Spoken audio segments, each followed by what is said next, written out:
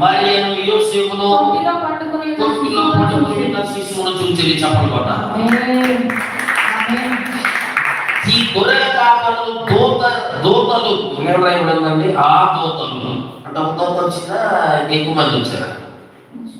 ఇంకా ఉన్న దూతలు ఒక దూతే రాదా, చాలా మంది దూతలు వచ్చి ఆనందపడిపోతూ సంతోషపడిపోతూ ఆ దావీదు పట్టణంలో బెత్లెహేము అనే గ్రామంలో పశువుల పాకలో యేసు ప్రభు పుట్టాడని అసలు దూతలు సంతోషమే సంతోషం.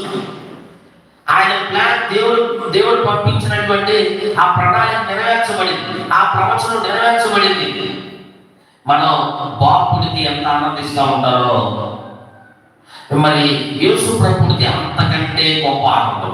చప్పట్లు కొట్టాలి.